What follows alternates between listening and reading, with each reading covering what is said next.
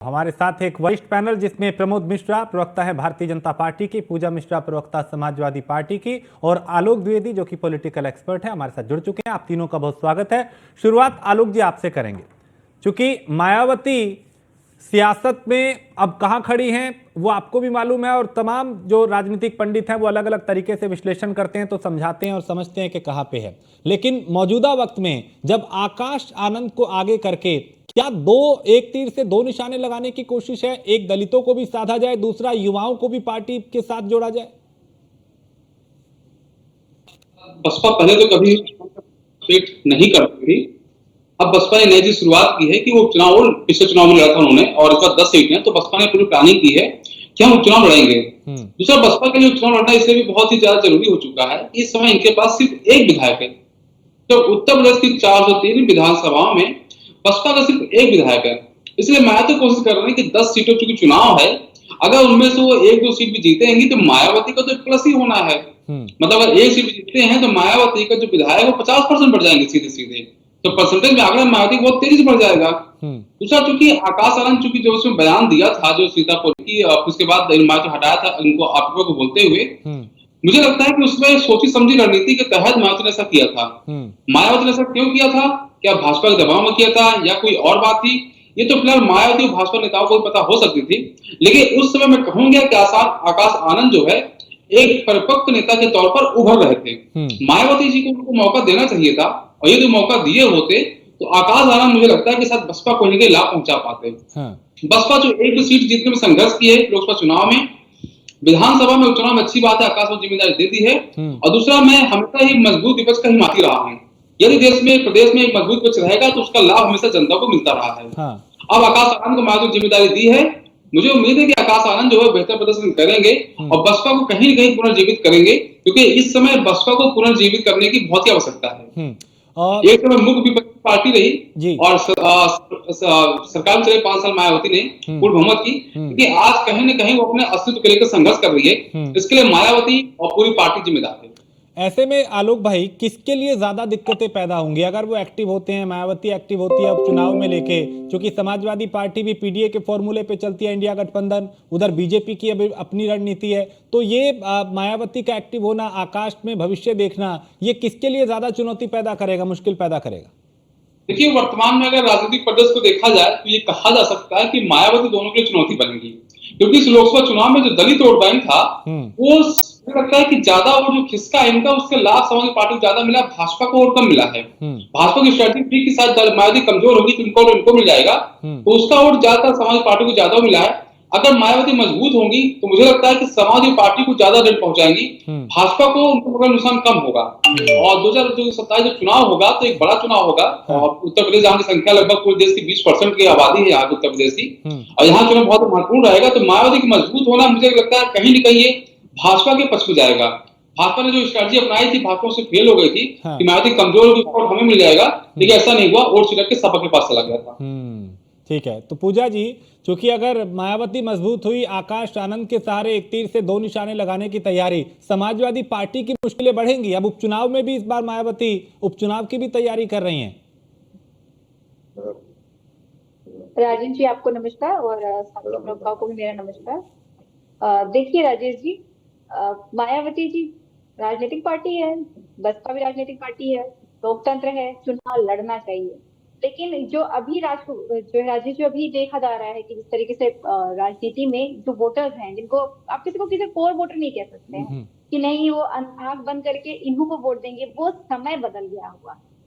ऐसा नहीं है कि मायावती जी जो है नहीं थी चुनाव में, मायावती जी का सिंबल था चुनाव में, मायावती जी भी चुनाव में थी। उसके बावजूद भी अगर देखा जाए तो 2024 में जो वोट प्रतिशत उनको मिला वो 9% मिला। वो इसलिए मिला क्योंकि जनता अब चाहती है कि जो उनकी हक की लड़ाई लड़े, जो उनके बीच में रहे, जो उनके मुद्दों को उठाए, उसको वोट करें, ना कि उनको कि जो है जब चुनाव नहीं रहता है तो आराम करते हैं, चुनाव आता है तो फिर बाहर आ जाते हैं। और अब इसलिए बाहर आ गए हैं क्योंकि नगीना से जो है एक सांसद निकल करके आ गए, जो इनको फील हो रहा है कि थ्रेट है। यही 2024 के चुनाव में इन्होंने आकाश आनंद को बस इससे हटा दिया था, जैसे कि भी जो पॉलिटिकल एनालिस्ट हैं उन्होंने कहा कि पता नहीं शायद भाजपा का दबाव रहा होगा, शायद नहीं, 100% दबाव रहा, चाहे जो भी उनकी रणनीति रही होगी, उनका मानना था शायद कि ऐसा किया जाए ताकि जो है समाजवादी पार्टी को नुकसान हो, इंडिया अलायंस को नुकसान हो और भाजपा को उनका समर्थन मिल सके। लेकिन ऐसा नहीं हुआ। वो इसलिए नहीं हुआ राजेश जी क्योंकि जनता उनको वोट करेगी जो उनकी हित की बात करेगा, जो उनके मुद्दों की बात करेगा। वो ये नहीं देख पा रही कि आप कौन से पार्टी से आ रहे हो, आपका इतिहास क्या है, भूगोल क्या है, वर्तमान में आप क्या कर रहे हो और वर्तमान में आप उनके साथ खड़े हो कि नहीं खड़े हो, वर्तमान के उनके मुद्दों को सॉल्व कर रहे हो कि नहीं कर रहे हो, वो उस मुद्दे पर वोट करेंगे। तो मुझे नहीं लगता कि जो लोकतंत्र है सभी पार्टियों का स्वागत है। और भी एक पार्टी लड़ जाती है तो भी कोई परेशानी नहीं है। समाजवादी पार्टी मुद्दों पे लड़ रही है, मुद्दों से जो जनता के बीच में जनता समाजवादी पार्टी को अपना समर्थन देगी। ठीक है, आप कह रही हैं कि हम मुद्दों को लेके जनता के बीच जाएंगे, लेकिन प्रमोद जी ये मायावती का एक्टिव होना, आकाश आनंद को फिर से जिम्मेदारी देना, ना सिर्फ उत्तर प्रदेश में बल्कि कहीं जो अन्य दूसरे राज्य हैं जहां पे विधानसभा चुनाव भी होना है वहां पे भी कमान सौंपना, यानी भविष्य उनमें देखना, ये क्योंकि विपक्ष ये कह रहा है कि भाई ये बीजेपी की ही कहीं ना कहीं रणनीति है, क्योंकि बीजेपी का वोट बैंक किसका जो दलितों को साथ मिल रहा था वो समाजवादी पार्टी की तरफ शिफ्ट हुआ। कुल मिला के अगर ये देखा जाए तो मायावती का मजबूत अगर वो होती हैं तो क्या नुकसान आपको भी लगता है कि भाई आपको भी होगा इसमें? जी नमस्कार सभी को। और देखिए, बहुजन समाज पार्टी ये एक पुरानी राजनीतिक संस्था है। मान्यवर कांशीराम जी के समय से उनका अपना एक वैचारिक उनकी यात्रा रही है। उस ध्येय यात्रा में वो पूर्व में उन्होंने सत्ता प्राप्त भी किया उत्तर प्रदेश में, और एक परंपरागत उनका जनाधार तो रहा ही है। हाँ। ये बात कहना कि ठीक है, उतार चढ़ाव राजनीतिक क्षेत्र में, सामाजिक जीवन में या किसी भी क्षेत्र में होते ही हैं। उनका काम है अपने जनाधार का विस्तार करना, अपनी विश्वसनीयता को या खोया हुआ जो जनाधार है उसको फिर से पुनः प्रतिस्थापित करना, जैसा आपने अपने वक्तव्य में कहा और जैसा पूजा जी ने भी कहा कि हर एक राजनीतिक दल का उसका अपना दर्शन होता है, वो उस पर कार्य करे। और लोकतंत्र में सभी को अपनी बात कहने का अधिकार है।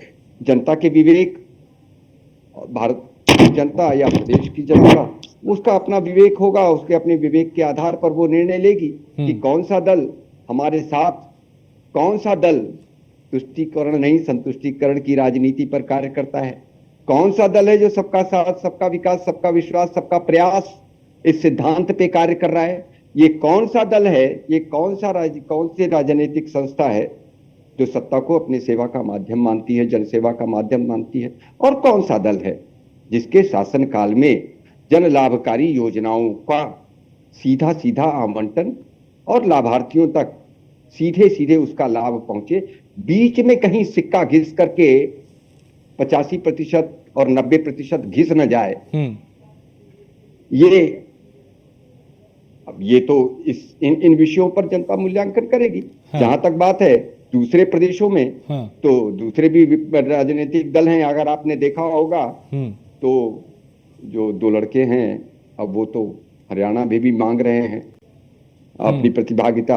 आज आपने समाचार पत्र में सुना होगा कि महाराष्ट्र में भी माननीय अखिलेश जी हाँ। अपने जनाधार को बढ़ाने का प्रयास कर रहे हैं। तो एक राजनीतिक दल के रूप में कोई भी राजनीतिक दल हो, उसकी सीमाएं संकुचित हम नहीं कर सकते ना। उसको तो अपने प्रभाव को और अपनी सीमाओं को बढ़ाना है, उसको निरंतर बढ़ाने का प्रयास भी करना चाहिए। हाँ, लोकतंत्र के लिए ये मुझे लगता है कि ये अच्छे संकेत हैं। अगर वो बढ़ती हैं और उससे लाभ किसको होगा ये जनता पे छोड़ दें। मेरे ख्याल से इस पे ज्यादा बहुत कयास लगाने की आवश्यकता है नहीं। ठीक है। जिसकी नीतियां अच्छी होंगी, हाँ। जो लोगों के बीच में रहेगा, जो लोगों के साथ खड़ा रहेगा, और जैसा अभी पूजा जी ने कहा, बहुत ही उन्होंने अपने वक्तव्य में बहुत महत्वपूर्ण कह दिया कि जो पॉलिटिकल टूरिज्म पे चले जाते हैं उनमें से उनके एक सहयोगी भी हैं जो समय समय पर जाते रहे हैं, चले भी जाते हैं। तो राजनीति 24 घंटे 24/7 365 डेज एक्टिव रहने का विषय है। इसमें आप पल के नहीं झपका सकते। जनसेवा में है तो जनता के साथ रहना होगा और सुविधाओं के अनुसार अपनी नीतियों को परिभाषित नहीं कर सकते कि यहाँ तो विरोध करेंगे वहां नहीं करेंगे। पूजा जी, आपने कहा था कि भाई ऐसे राजनीतिक दलों को जनता मौका नहीं देगी जो सिर्फ इलेक्शन में एक्टिव होते हैं उसके बाद छुट्टी पे चले जाते हैं। अभी प्रमोद जी ने कहा कि आपके भी कुछ ऐसे साथी हैं जो इलेक्शन के टाइम में ही इलेक्शन मोड में होते हैं, उसके बाद वो भी छुट्टी पे चले जाते हैं। तो फिर ये सिर्फ मायावती के लिए उन पे लागू नहीं होता, बल्कि ये आपके जो सहयोगी दल हैं उनके लिए भी बीजेपी कह रही है कि भाई आपके साथी भी ऐसे ही। तो इनके साथी कहते हैं, आपको काउंट कराना मैं चालू कर दूं कि जो है कब जनता के बीच में रहते हैं, जब चुनाव आता है तो आपको पता चलता है कि ये पार्टी भी एग्जिस्ट करती है क्या, और ये एनडीए का है। और सिर्फ उत्तर प्रदेश में ही नहीं, पूरे देश में ही आपको पता भी नहीं होगा कि अरुणाचल प्रदेश में भी एक पार्टी है जो पता नहीं चलती कहाँ पे है, और जब चुनाव आता है तो उनके साथ हो रहती है, आपको पता ही नहीं होगा।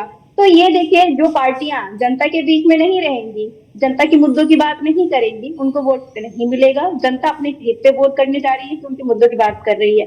अभी जो कह रहे थे ना कि समाजवादी पार्टी अपना बढ़ा रही है, यहाँ भी सीट मांग रही है, हाँ बिल्कुल, हम असम में भी जो है बढ़ा रहे हैं अपना। हमारा तो टारगेट है कि हम जो है जनहित के मुद्दे हर जगह पर उठा सके। जहाँ पे आप एकल राज करना चाहते हैं वहां पे भी जो जनता की आवाज है वो बन के उभर सके, जनता के मुद्दों को उठाएं। आपके यहाँ क्या चल रहा है कि कुर्सी किसको दी जाए, कुर्सी किसके पास रहे, संगठन को दी जाए कि नेता को दी जाए, कि नहीं उप मुख्यमंत्री मुख्यमंत्री बनेंगे कि मुख्यमंत्री उप मुख्यमंत्री बनेंगे। तो आपके यहाँ तो आग लगी हुई है। ठीक, प्रमोद जी। और मैं एक बात और बोलना चाहूंगी, क्या इतनी आग लगी हुई है कि रंगों पे चले जा रहे हैं मुद्दों को छोड़ करके, कि हरा है, पीला है कि नीला है कि बैर है। अभी कुछ दिनों बाद वेवलेंथ पे जाएंगे, फिर फ्रिक्वेंसी पे जाएंगे कि रंगों की फ्रिक्वेंसी क्या होती है, वेवलेंथ क्या होता है, फिर मुझे लगता है स्पेक्ट्रोस्कोपी की भी बात कर लेंगे। ठीक, प्रमोद जी कुछ कह रहे हैं। प्रमोद जी। पूजा जी हमारी छोटी बहन की तरह हैं। इनका वक्तव्य जो इन्होंने दिया, बड़ी विनम्रता के साथ कहना चाहूंगा पूजा जी, यही मैंने कहा ना कि सुविधा के अनुसार चीजों को परिभाषित करने का प्रयास नहीं करना चाहिए। अभी आपने रंग की भी बात कर ली। आपने ये बहुत महत्वपूर्ण विषय एक जरूर रखा, जिसके लिए आपको बहुत बहुत धन्यवाद देना चाहूंगा मैं, कि आपने कह दिया कि भारतीय जनता पार्टी में तो नेतृत्व कौन लेगा, किसको दिया जाएगा, अभी इस पे चर्चा चल रही है। पूजा जी, यही तो लोकतंत्र है। आपके यहाँ की तरह तय नहीं है कि मुलायम सिंह जी पहले बनेंगे, उसके बाद उनका पुत्र बनेगा, और पुत्र के बाद फिर से अधिकार है किसको दिया जाएगा। पीडीए की बात करने वालों को पूरे उत्तर प्रदेश में इतना यादवों की संख्या है, उसमें से सिर्फ 5 यादव मिले और एक ही परिवार से मिले। आपके यहाँ तय है कि कौन प्रतिनिधित्व करेगा, कौन सत्ता के सर्वोच्च सिंहासन पर बैठेगा, और अगर वो नहीं बैठेगा तो पिता के सामने से उसका माइक छीन लिया जाएगा और सार्वजनिक मंच पर ऐसा किया जाएगा। हाँ। तो आपके यहाँ तो निर्धारित है, हमारे यहाँ लोकतांत्रिक प्रक्रिया है। हमारे यहाँ कार्यकर्ता भी मुख्यमंत्री बनता है। भजन लाल शर्मा जी को हमने राजस्थान में मुख्यमंत्री बना दिया, पिछली पंक्ति में बैठे थे, उनको स्वयं को नहीं पता था कि पार्टी ने कैसे तय किया। आलोक द्विवेदी, तो हमारे यहाँ तो कार्यकर्ता जो खप रहा है, ठीक है, आपके यहाँ लोकतंत्र है, स्वाहा कर दिया है जनसेवा में, उसके लिए उसका आलोक परिवार का नहीं। कि चूंकि इन दिनों चंद्रशेखर काफी तेजी के साथ उनका उभार हुआ है और नगीना से चुनाव जीतने के बाद क्या इसलिए भी मायावती की बेचैनी बढ़ गई है कि युवाओं में उनको काफी पसंद किया जाता है, दलित सेंधमारी भी उनकी वोट बैंक में हुई है, कुछ तो समाजवादी पार्टी की भी ने कर दिया इस चुनाव में, और कुछ चंद्रशेखर का डर है क्या, जिस वजह से आकाश को आगे लाके युवाओं को भी साथ जोड़ने की कोशिश है, एक दबाव है क्या, प्रेशर पॉलिटिक्स है? देखिए, इस चुनाव में यदि अपने आप को किसी ने साबित किया है तो अखिलेश यादव नहीं है, वो है चंद्रशेखर आजाद। उस व्यक्ति ने अकेले दम पर अपने पूरा चुनाव जीता, उसको कोई सपोर्ट नहीं किया था। इवन समाज पार्टी से गठबंधन की बात चल रही थी, उन्होंने चंद्रशेखर आजाद को एक सीट देने तक की जरूरत नहीं समझी। वो व्यक्ति समाज पार्टी से भी लड़ा, कांग्रेस से भी लड़ा, भाजपा से लड़ा, और लड़कर के अपना चुनाव जीत के आज वो संसद का सदस्य है वो। तो रही बात मायावती, इस बात को खतरे पर पहचान रहेंगी, जो व्यक्ति दम पर सीट निकाला हुआ है उस व्यक्ति के अंदर कुछ न कुछ बात तो है, उससे लड़ने की जरूरत तो है।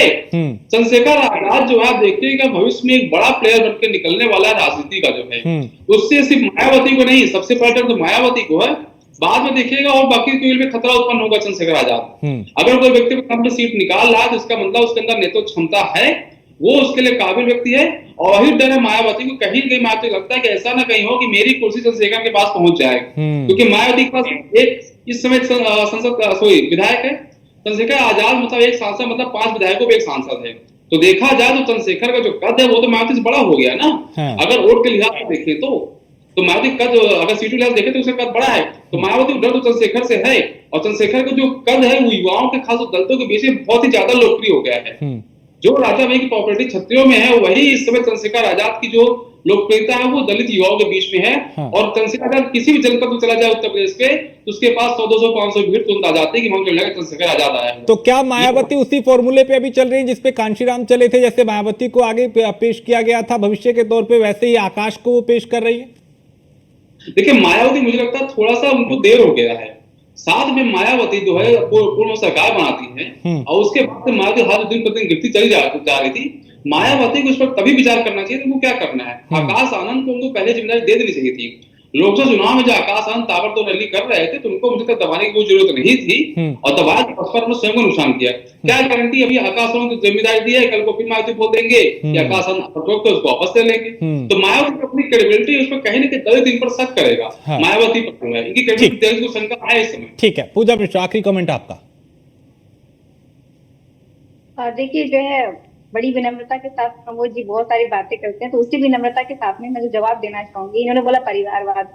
खैर छोड़िए, आपके यहाँ जिम्मेदारी का भी बात चल रहा था, आप उसको गलत ले लिया। दूसरी बात जो है, हमारे यहाँ पे जो भी यादव चुनाव लड़े या परिवार से चुनाव लड़े, जनता के बीच में गए, जनता ने मत दिया। और लोकतंत्र में आजादी आप भी लड़ सकते हैं, मैं भी लड़ सकती हूँ, राजेश जी भी लड़ सकते हैं और आलोक जी भी लड़ सकते हैं। उस पर हमारे यहाँ पे ऐसा नहीं हुआ कि 16,000 गुना संपत्ति बढ़ गई हो बेटे की, जो है बीसीसीआई का सचिव बना दिया गया हो, एशियन क्रिकेट का अध्यक्ष बना दिया गया हो, वो फिर राजभर के बेटे को आप टिकट देते हैं, आप ब्रिजभूषण शरण के बेटे को टिकट देते हैं, आप पीयूष गोयल क्या है, आप अनुराग ठाकुर जिनके वक्तव्य इस तरीके से गलत आते हैं, स्पंज होता है, प्रधानमंत्री की तारीफ करते हैं, ये सबको भी देख लिया करिए ना, डबल चश्मे से मत देखिए। माना कि अब इनके यहाँ जो परिवार बड़ा है, इनका पूरे देश में है, काफी पुरानी भी है, हमारे जन्म ही जो है 92 में हुआ है, तो इनका जन्म बहुत पहले हो गया हुआ था, तो इनका परिवार बड़ा है, अब वो डिवाइड हो गए ना। ऐसा होता नहीं है कि खानदान बढ़ते चले जाते हैं, फिर अलग अलग घर हो जाते हैं, फिर परिवार ठीक है, ये तो चलता रहेगा कि साहब वो एक नेता का नाम गिनवाएंगे, आप दो का गिनवाएंगे, आप दो का गिनवाएंगे, वो 4 का, चूंकि ये सच बात है कि ऐसी कोई पार्टी नहीं है जिसमें परिवारवाद को अगर ढूंढे तो वो ना मिले। आप तीनों का बहुत शुक्रिया इस चर्चा में शामिल होने के लिए। लेकिन बड़ी बात यह कि मायावती ने जो अभी पैतरा आजमाया है, यानी आकाश आनंद को आगे करके, मायावती जो जिस तरीके से अब आगे बढ़ रही हैं, वो कितना कारगर साबित होगा ये तो आने वाले वक्त में पता चलेगा। लेकिन क्या ये वही फॉर्मूला है जो कांशीराम ने मायावती को आगे करके भविष्य उनमें देखा था? अब क्या मायावती भी आकाश आनंद में ही बसपा का भविष्य देख रही हैं?